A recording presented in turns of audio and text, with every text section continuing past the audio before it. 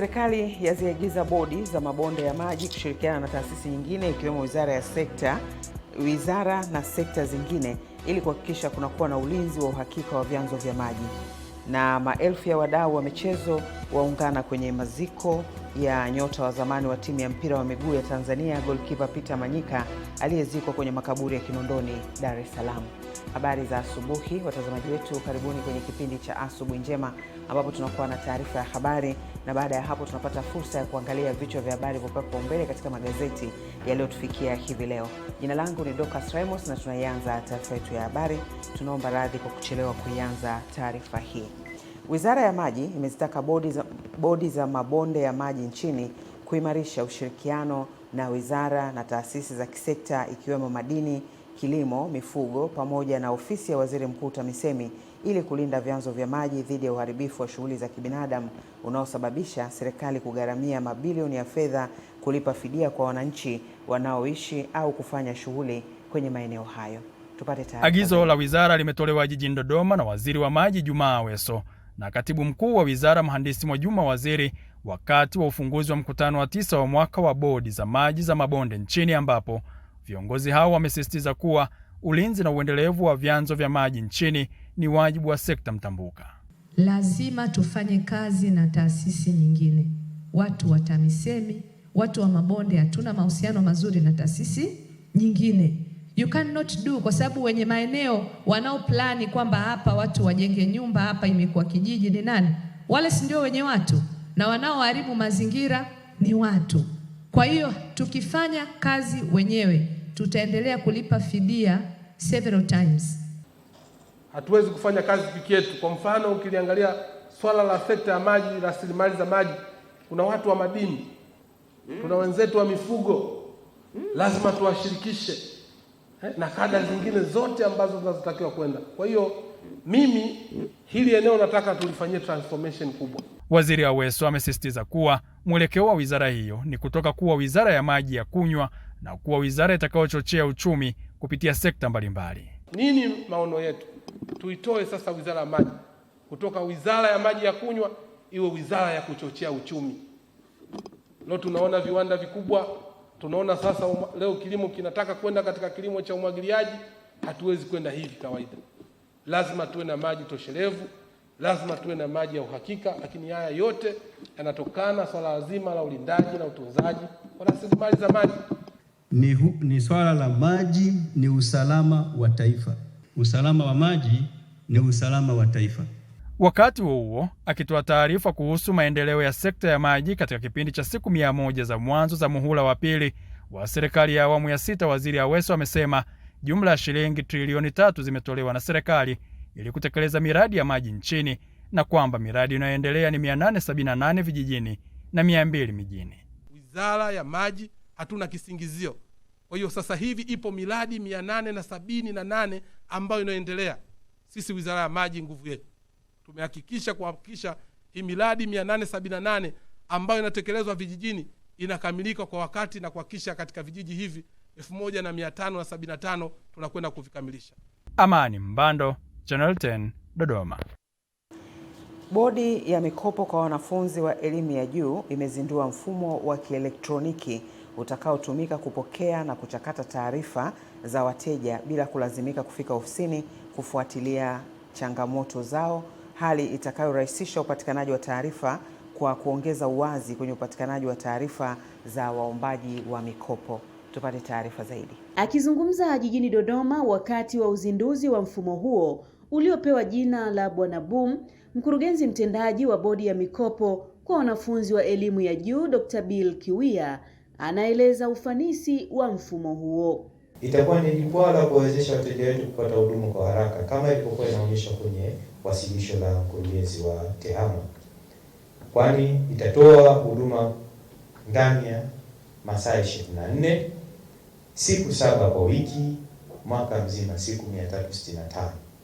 Na huduma hii itasaidia vile sisi kama bodi ya mikopo ya elimu ya juu kupunguza yale malalamiko, kwani kama nilivyosema awali, tulipokuwa tukipita kwenye kutoa elimu na kutoa uelewa wa huduma zetu, tukagundua kwamba maswali ni yale yanajirejea. Kwa hiyo sasa tumetengeneza mfumo ambao utasaidia kuwapa majibu wateja wetu, wateja watarajiwa na wateja ambao walishawahi kupata huduma zetu. Akizindua mfumo huo, Naibu Katibu Mkuu Wizara ya Elimu, Sayansi na Teknolojia, Profesa Daniel Mushi akahimiza usimamizi wa mfumo huo. Kwanza, pawepo na uwazi na uwajibikaji zaidi katika utoaji wa mikopo kwa wanafunzi wa elimu ya juu. Pili, kuwepo na upatikanaji wa taarifa kwa wakati. Tatu, kuwepo na ongezeko la uelewa wa umma kuhusu mchakato wa upangaji na utoaji wa mikopo kwa walengwa. Nne, ni kuwepo na utatuzi wa ada ya kusafiri umbali mrefu au kusubiri muda mrefu kupata huduma. Baadhi ya wanufaika wa mfumo huo ambao ni wanafunzi wa vyuo wanaelezea namna mfumo huo utakavyowasaidia. Itakuwa ni kitu ambacho kitatusaidia sana wanafunzi na kupunguza zile ruti za kuja ofisini kwa maswali ambayo yataweza kujibiwa online, lakini pia kwa kuweza kuendana na kasi sasa hizi ya maisha ya kidijitali zaidi. Kwa kuzinduliwa huu mfumo, inakuwa imerahisisha kwa wanafunzi kuwa anatumia huu mfumo kuuliza swali na atapata majibu hapo kwa hapo. Kwa hiyo ni moja ya mfumo ambao umeturahisishia sisi kama wanafunzi kutatua matatizo yetu. Imetusaidia kwamba wanafunzi hao watakuwa wanapata data zao kwa urahisi, kwa sababu wanaingia tu kwenye mfumo, wanauliza na kupata majibu kwa uharaka zaidi. Kutoka Dodoma, Roda Simba, Channel 10. Kamati ya Bunge ya Afya na Masuala ya Ukimwi imetembelea hospitali ya rufaa ya mkoa wa Dodoma na kuwapa vifaa muhimu wazazi na watoto waliozaliwa tarehe 27 siku ya kuzaliwa kwa Rais wa Jamhuri ya Muungano wa Tanzania na kujionea utoaji huduma hospitalini hapo. Kamati hiyo iliyoongozwa na makamu mwenyekiti Daktari Zeyana Abdalla Hamid, pamoja na kukabidhi vifaa hivyo, wameipongeza serikali kwa uwekezaji katika sekta ya afya na kuanza mchakato wa bima ya afya kwa wote. Kwa kweli hali ya utoaji huduma ni ya uharaka na tumefurahishwa na uwepo wa vifaa na wafanyakazi wa hudumu. Hata wale wagonjwa wanaonekana katika hali ya kuridhika, sio hali ya kwamba wapo hospitali lakini wanajua wapo katika mikono salama, wakiwa wanaangaliwa kitaalamu na katika hali ambayo sisi wenyewe pia imetufarahisha kama kamati. Kwanza tunampongeza Rais, ametekeleza ahadi aliyoitoa ya kuleta bima ya afya kwa wote ndani ya siku 100, na sisi pia tunaendelea kupongeza wizara kwa jitihada ambazo imezifanya kutekeleza kwa wakati, na sisi kama kamati tunakwenda kuisaidia wizara kutekeleza kikamilifu kwa kuweka mawazo na mapendekezo stahiki yatakayoweza kuwasaidia wananchi wengi kujiunga na bima ya afya, lakini pia kutengeneza mazingira ya hamasa ili wananchi wengi waweze kujiunga na kutumia bima ya afya. Kaimu mganga mfawidhi wa hospitali hiyo, Daktari Sara Ludovic, amesema kwa sasa watoto wanazaliwa huku wakikutana na mazingira salama kuanzia vifaa na dawa. Hawa watoto wanakutana na mazingira yaliyoboreka kutokana na juhudi zilizofanyika katika kipindi hiki cha awamu ya 6. Wanakutana na vipimo vya kila namna, lakini wanakutana na dawa ambayo ni asilimia karibu 100 katika vituo vyetu vya afya. Na hapa kwa mfano kwa upande wa hospitali yetu tumeboreshewa majengo, lakini maslahi pia yameboreshwa. Hivyo watoto hawa wanapoenda kukua, wanakwenda kukutana na ahadi za mama za Dr. Samia Suluhu Hassan zilikuwa zimetekelezeka. Kutoka Dodoma, Leonard Mwacha, Channel 10. Tuzo ya Kiswahili ya Safari ya Fasihi ya Afrika kwa mwaka 2025 imezinduliwa, ambapo wanaotarajiwa kushiriki shindano hilo wametakiwa kuwasilisha kazi zao kwa ajili ya kupitiwa na majaji, huku kipengele cha riwaya mshindi wa kwanza akitarajiwa kuzawadiwa dola 5,000 na mshindi wa pili dola 2,500. Katika kipengele cha ushairi mshindi wa kwanza ataondoka na zawadi ya dola 5,000 na mshindi wa pili dola 2,500, wakati katika kipengele kipya cha hadithi fupi kutakuwa na mshindi mmoja tu atakayepokea dola 2,500. Akizungumza na waandishi wa habari jijini Dar es Salaam, meneja mawasiliano na uhusiano wa Alaf Limited Tanzania, ambao ndio waandaaji wa tuzo hizo kwa mwaka wa 10 sasa, Hawa Bayumi, amesema tuzo hiyo inaendelea kukua kwa mwaka hadi mwaka, huku ikivutia washiriki wengi kutoka sehemu mbalimbali duniani. Katika tuzo hizi tunasisitiza kufanya uandishi ambao ni asili wa kuandika yule mwandishi mwenyewe. Hivyo hata katika ule mchakato wa kuzipitia hizo kazi kuna namna za kupitia na kuangalia kama hii kazi mtu ameifanya ni yeye kweli au ametumia akili unde. Kwa upande wake mwakilishi kutoka taasisi ya taaluma za Kiswahili Tataki, Dr. Ramadhan Kadala, amewapongeza ALAF kwa jitihada zao za kukuza lugha ya Kiswahili, huku mmoja wa washindi wa mwaka jana, Bashiru Abdallah, akatoa rai kwa watunzi kutumia fursa hii kujitangaza na kuhakikisha kuwa wanaandaa kazi zao vizuri ili wawe katika nafasi nzuri ya kushinda. Hizi ambazo zinaendelea zimeongeza kasi ya ujifunzaji wa lugha ya Kiswahili kwa wageni, lakini pia kwa wenyeji. Wenyeji wamekuwa wakiona ni kawaida, sasa wanaongeza kasi kweli. Katika huo ufadhili ambao nimeutaja, tuna takriban wanufaika 21 na washajiisha waandishi hasa wachanga ambao mara nyingi huwa pengine tunahitaji mafanikio ya haraka sana. Tunahitaji kuziandaa kazi zetu vizuri, kwa sababu kazi ambayo inashinda, inachapishwa, inafasiriwa kwenye lugha nyingine, inasomeshwa katika vyuo vikuu, si kazi ambayo inatakiwa kuwa nyepesi. Miswada itaanza kuwasilishwa kuanzia tarehe 28 Januari hadi tarehe 21 Machi 2026, ambapo zoezi hilo litafungwa rasmi ili kuwapa majaji nafasi ya kupitia miswada husika, na hafla ya utoaji tuzo inatarajiwa kufanyika Julai 2026, mwezi ambao dunia inaadhimisha siku ya Kiswahili duniani, ambapo washindi watatangazwa. Kutoka Dar es Salaam, Nelson Munema, Channel 10. Mamlaka ya mapato Tanzania TRA mkoa wa Tanga imewataka wafanyabiashara hususan wa viwanda kujisajili katika mfumo wa AO ambao unawarahisishia kupokea bidhaa zao kwa haraka na kupata vipaumbele. Mkuu mpaka wa Horohoro Martin Mhelela anatoa rai hiyo wakati wa kikao na wafanyabiashara kwa lengo la kuwaelewesha juu ya umuhimu wa huduma za forodha, ambapo mara baada ya wafanyabiashara hao kusajiliwa kwenye mfumo wa AO hufahamika kama waendesha uchumi walioidhinishwa. Baadaye tunawapa certificate ambayo inaitwa AEO certificate. Kwenye mipaka, mzigo wako unapopita, wewe unapewa priority, kwamba unaanza kuhudumia wewe kwanza.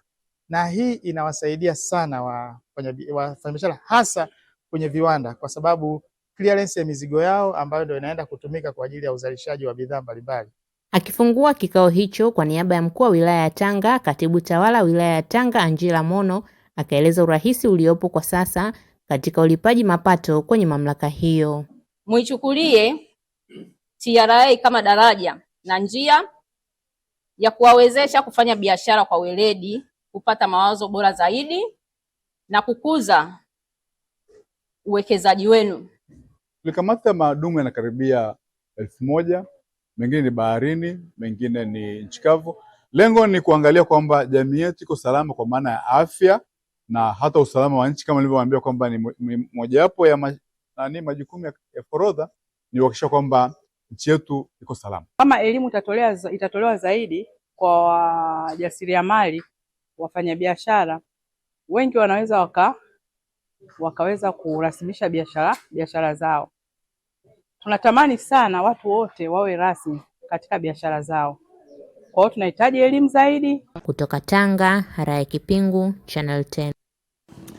Halmashauri ya wilaya Ileje mkoani Songwe imevuka lengo la upandaji wa miti kwa zaidi ya 100%, hatua inayotajwa kuwa na mafanikio makubwa katika juhudi za uhifadhi wa mazingira wilayani humo. Kampeni ya upandaji wa miti inatekelezwa nchini kote ikiwa ni ajenda ya kitaifa, na wilaya Ileje ni miongoni mwa wilaya zinazotekeleza zoezi hilo. Mkuu wa wilaya hiyo Farida Mgomi amezindua upandaji wa miti katika kijiji cha Ipapa, na zaidi ya miche 100,000 imetolewa bure kwa wananchi ili kila mmoja ashiriki katika utunzaji wa mazingira. Malengo ya wilaya ni kupanda miche 200, ikiwemo halmashauri kuweza kupanda miche 1,500,000, lakini mmeweza kuvuka lengo kwa 107.7 kwa sababu mmeweza kupanda ama mmeweza kugawa na kupanda miche 1,154,282. Lakini haitaishia hapa. Wananchi wote wanapaswa waweze kupanda miti kwenye maeneo yao. Tumefanikiwa kugawa miche zaidi ya 100,000 ambayo itapandwa katika maeneo mbalimbali ya wilaya yetu ya Ileje. Tunashukuru Mungu, mwitikio wa wananchi umekuwa mkubwa. Naona wapo tayari kuungana na sisi katika swala zima la utunzaji mazingira. Nimezungumza na wakazi wa wilaya Ileje ambao wamenufaika na miche ya miti. Wanasema kampeni hiyo ni nzuri na kwamba uhifadhi huo wa mazingira utasaidia kizazi kijacho. Sisi kama wananchi tumeichukulia chanya, swala positive, kwa sababu kila mtu anajua umuhimu wa mazingira. Mazingira ni muhimu sana, tukitunza mazingira kwa kupanda miti inatusaidia kwanza kama wananchi kuimarisha mazingira yetu na mazingira yetu kuwa safi. Tumefarijika, tunaamini serikali iko na sisi na tuunga mkono kwenye hili, na sisi kama wananchi tutajitahidi kufanya kwa sehemu yetu tutakavyoweza. Leo nimejitokeza kupanda miti sababu pia nahitaji mazingira yangu yawe safi, pia nipate upepo mzuri. Kutoka Ileje mkoani Songwe, mimi ni Rozi Chapewa wa Channel 10. Taasisi ya moyo ya Jakaya Mrisho Kikwete JKCI jijini Dar es Salaam imewataka wazazi kujenga utamaduni wa kuwafanyia uchunguzi wa magonjwa ya moyo watoto wao ili waweze kupatiwa tiba ya matatizo hayo iwapo watathibitika kuwa nayo. Ni mkutano mkuu wa mwaka kwa mameneja wa benki ya NMB nchini jijini Mwanza, ukilenga kufanya tathmini ya masuala mbalimbali ya kibenki na wafanyakazi wake ili kuboresha huduma na kutatua changamoto iwapo zitabainika. Tunajivunia sana kuwa na washikadau. Kwa mujibu wa taasisi hiyo, matibabu hayo yanatolewa bure kwa watoto kupitia ufadhili wa serikali ya awamu ya 6 chini ya Mheshimiwa Rais Dr. Samia Suluhu Hassan, inayochangia 70%, huku 30% iliyosalia ikitolewa na wadau mbalimbali. Baada ya benki ya NMB kuunga mkono jitihada za serikali kwa kuchangia shilingi bilioni 1 ya matibabu hayo, daktari bingwa wa matibabu ya moyo Johnson Kaitabila kutoka JKCI amewataka wananchi kutumia fursa hiyo. Tunaangalia huduma mbalimbali ambazo tunaweza tukawafikia washikadau hawa ili kuweza kuhakikisha kwamba tunainua uelewa kwa upande wa matibabu ya magonjwa ya moyo, lakini pia kwa watu ambao hawajitambui kama wana magonjwa mbalimbali. Tunaona sababu kubwa sana au visababishi vikubwa sana vya magonjwa ya moyo na magonjwa mengine yasiyoambukiza vinaweza kuwa modified, kwa maana kwamba risk factor nyingi ni modified kuliko non modified. Nikisema modified inamaanisha kwamba watu tunaweza kuvibadilisha. Katika mkutano huo, wafanyakazi wa benki hiyo walipata fursa ya kupatiwa elimu ya magonjwa yasiyoambukiza ili wachukue tahadhari, ambapo wameahidi kuifanyia kazi. Na hii jamii inapokuwa na afya njema, manake pia sisi kama benki tutakuwa tunahudumia wateja wetu vizuri, kwa sababu watakuwa na afya na kila kitu kitakwenda sawa.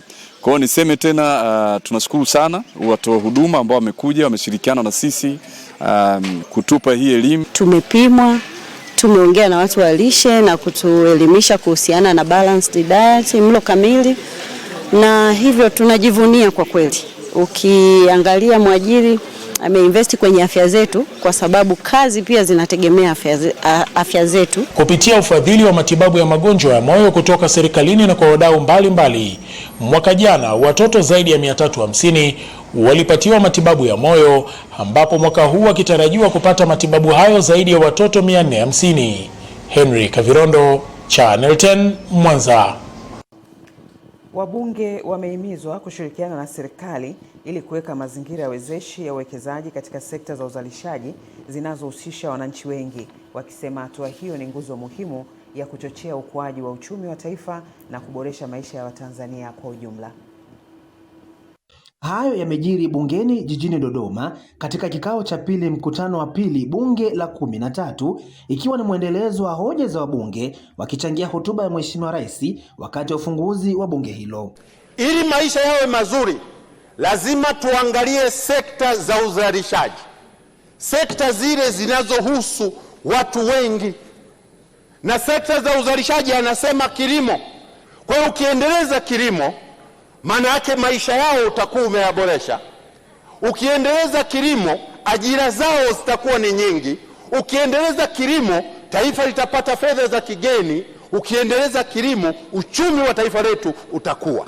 Moja ya jambo litakalolitoa taifa na kusogea mbele zaidi kwenye eneo la sekta ya madini, pamoja na mikakati iliyoelezwa katika hotuba ya Mheshimiwa Rais ya kuhakikisha tunaongeza thamani ya madini, tunafungua kituo cha uzalishaji wa madini East Africa. Lakini ni sharti letu la msingi na ni muhimu kuwatambua, kuwaelekeza na kuwajenga wachimbaji wadogo nchini ili waweze kupata ngazi ya utajiri na kuwa wachimbaji wakubwa, ili tuwe na taifa lenye thamani ya mali zilizoko hapa chini. Mheshimiwa Rais ameahidi kuweka kongani za viwanda kwenye wilaya. Tunajua kuna swala la kibajeti, lakini kuna mambo ambayo hayahitaji bajeti.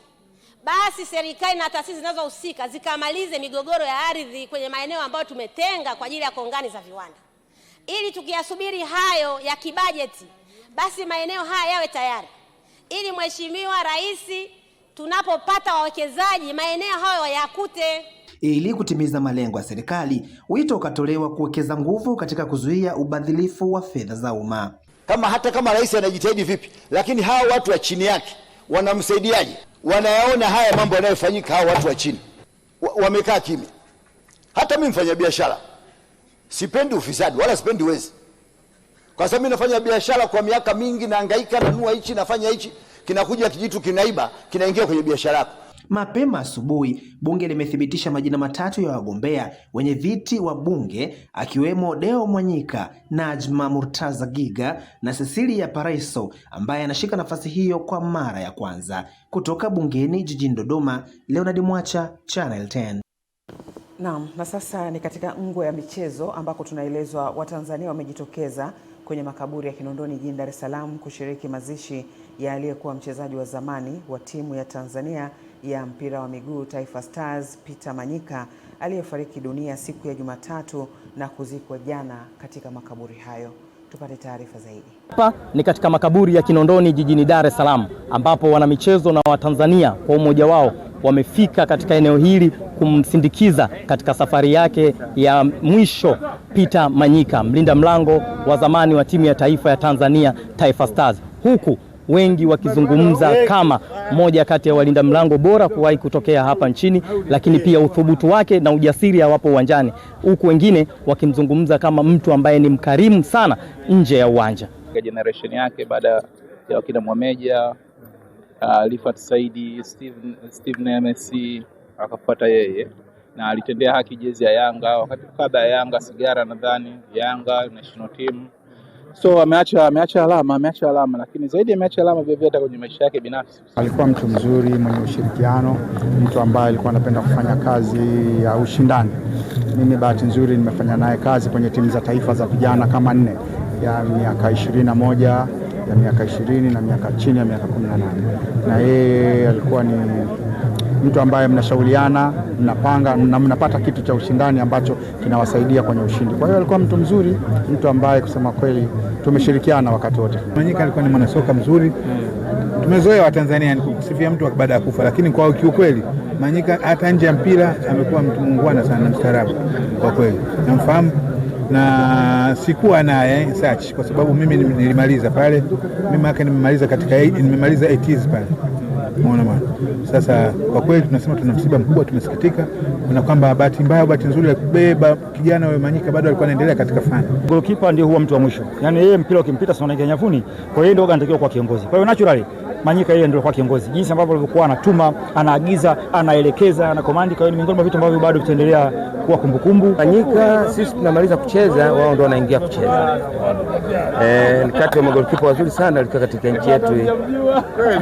Lakini kubwa zaidi mimi namfahamu, tumefanya naye kazi kama mwalimu kwenye timu ya taifa. Tulishakuwa naye nikiwa msaidizi wa Mkwasa akiwa head coach na assistant wake akiwa mwalimu Ahmed Morocco. Na sisi baadaye tukaongeza nguvu, lakini goalkeeper coach alikuwa Manyika. Kwa hiyo namfahamu vizuri, uwezo wake wa kufundisha, lakini kubwa ambalo naweza kukumbuka marehemu mimi alikuwa mwalimu wangu wa makipa katika timu yangu ya sasa ya Namungo. Bwana ametoa na Bwana ametwaa, jina lake lihimidiwe. Mungu ailaze roho yake mahali pema peponi. Amin. Kutoka hapa katika makaburi ya Kinondoni jijini Dar es Salaam, mimi ni Kenny Malila, Channel 10.